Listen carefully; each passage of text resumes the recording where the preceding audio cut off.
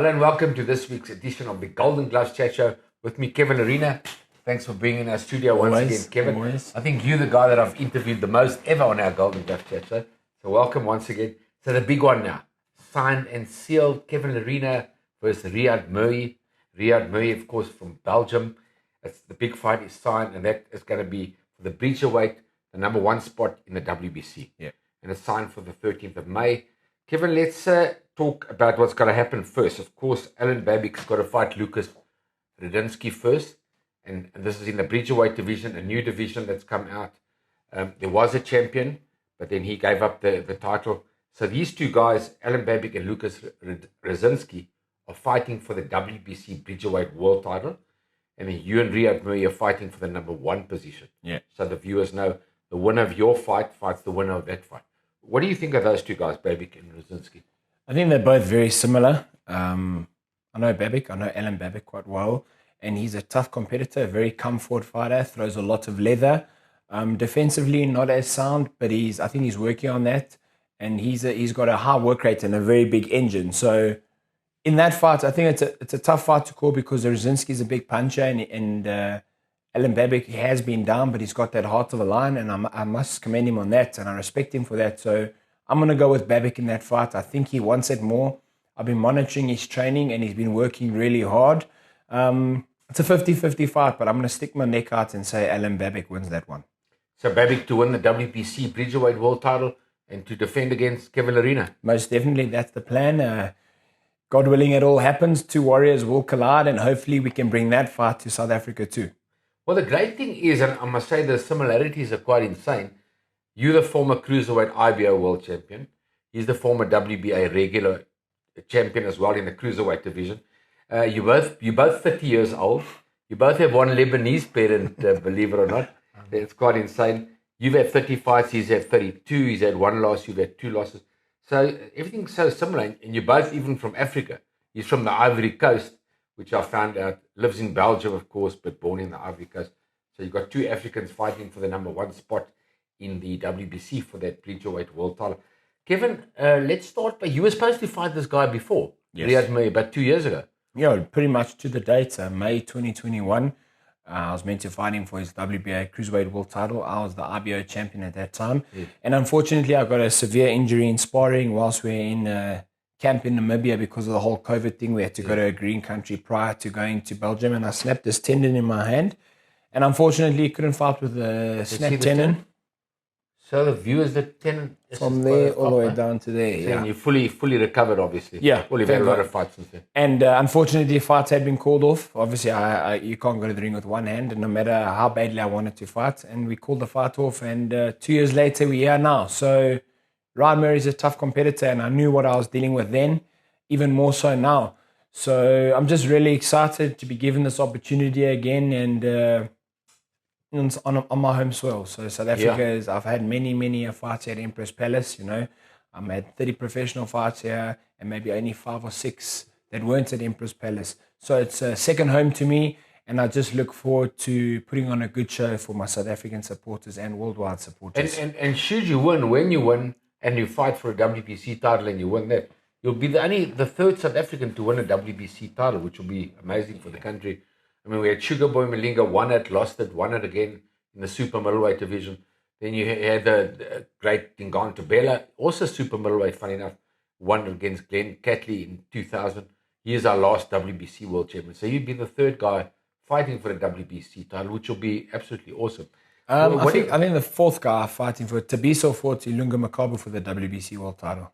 Remember Tabiso Mchunu? Yes. So he fought Ilunga Makabu for the WBC world title. So he'll technically be But he didn't win. He didn't win. It was very close. But Tabiso was the fourth South African to fight for the WBC green and gold. And I believe I'm the fifth South African.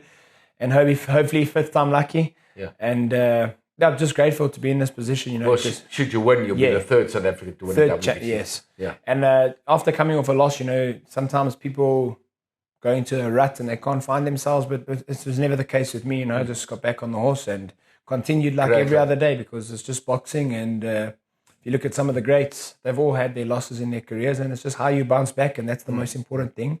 And boxing is business. And when it comes to the business aspects, we got that on point. I was going to ask you that question. How are you feeling since December? Obviously, that's dead and gone. How's your preparations going? I see you're looking in great shape already with 7 weeks out. Yeah, thanks, Brian. Obviously, December we stumbled. We had to go back and look why we stumbled. I personally know where I went wrong in the fight. There's no one to blame besides myself. A lot of people try to point fingers, but you can only blame yourself when you're the fighter. You're the one in there, and you're the one who makes the mistake. And that split second is the mistake that costs you a world title and future endeavors. But it's how you come back. And if you can reassess and critique yourself and see where you went wrong, that's the most important thing. And I think the biggest learning curve was take away the fact of going there, Tottenham, 60, 70,000 people. That's irrelevant. That's the big stage. Yes, South Africans have done it many, many years, your time. And then prior to you, I think the heavyweights did it. But of today's era, it's me that's doing it. But that's one part of it. The other aspect was where I went wrong, because you got to look at the actual fight, and I broke it down. I know where I went wrong and what I wanted to work on, and I believe we've worked on that, and we're working on that currently to not make that same mistake in the Merhy fight. And after the fight, been on an 8-year winning streak. Winning became a habit, and then I had to learn how to lose again, and that loss came against Daniel Dubois. You don't want to get used to that. No. Yeah. And but like you said, winning became a habit, and it became a habit that created a certain bit of complacency. And I think by losing, I realized, shit, man, I let it slip. I slipped. I cost myself. Yes. But now, how do I come back and redeem myself? And that's the most important thing for me. And the business aspect of boxing. That fight. Eh? Exactly, and it's a tough fight. Yes. I could have had tune-up fights. I could have fought tomato cans or whatever you want to just come back. But that's not me. Well, he's lost once in his whole life, and he fought Arsene Guleman. Obviously, you've watched that fight. Yeah, Guleman is 27-0 today. I mean, he's a proper fighter. Yeah, he's a machine. And there was a good fight between him. It was 50-50 until Ryad Merhy got stopped.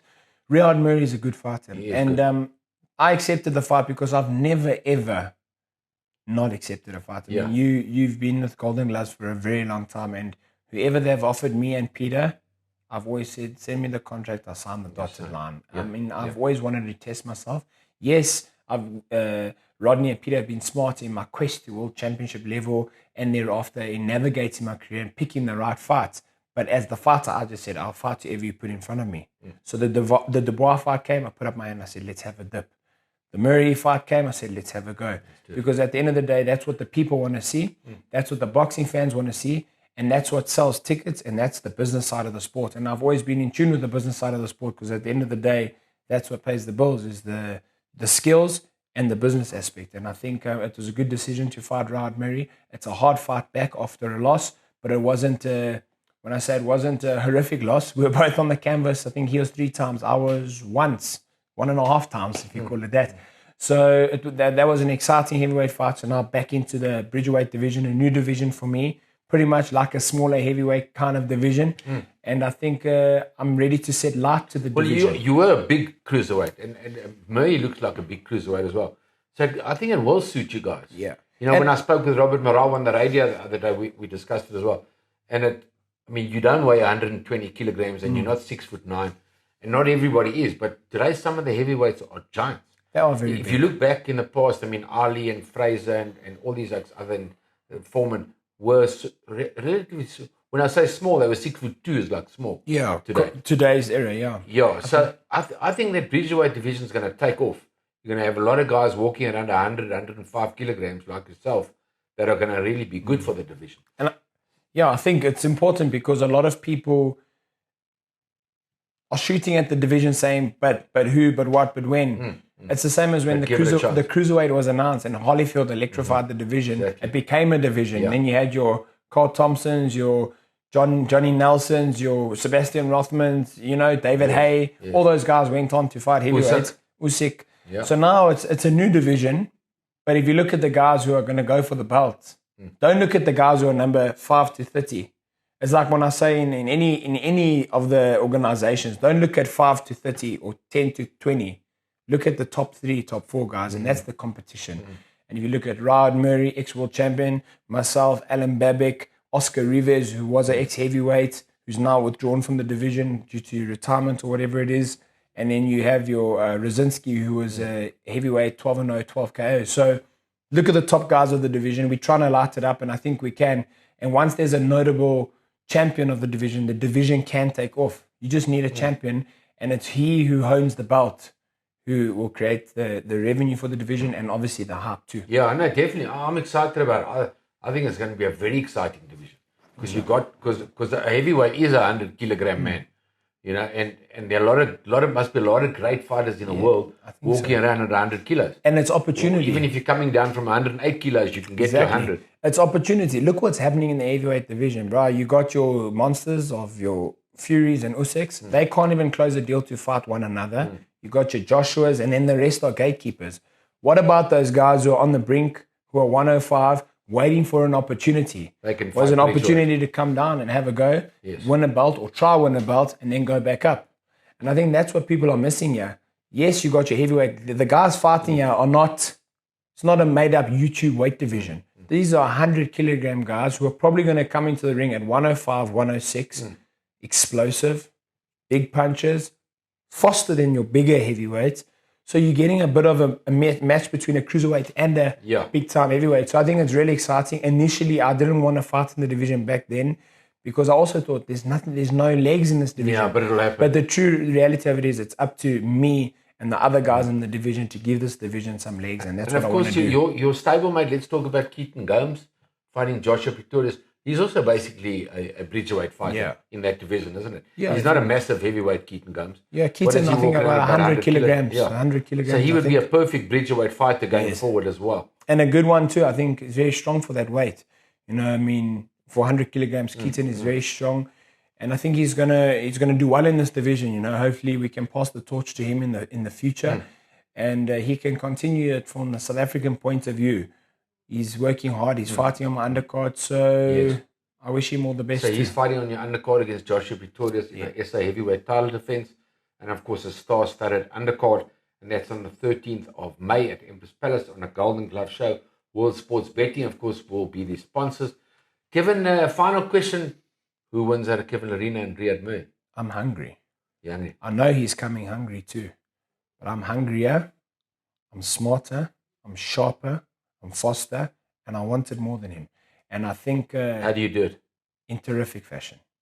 The Empress Palace way. The way I've been doing it. Before the 12 rounds is up? 100%. I'm not going there to pick him off. I'm going there to fight, and to fight in style. And I know he's coming to fight too. Ryad Merhy is a tough competitor. And I think we're both going to elevate one another's levels because he's only lost to Golamarian. I lost to Dubois and to Johnny Miller early on in my career. And lost to Johnny. So he's got exactly a similar career as well. Exactly. And I think we both know we're both hard fights for one another. He didn't duck me and I didn't duck him. We've both wanted to make this fight happen. So I think that alone is enough to say why the tickets are moving so quick and we're going to sell out within the next week or two. And it makes for a really good fight, an exciting 100%. fight.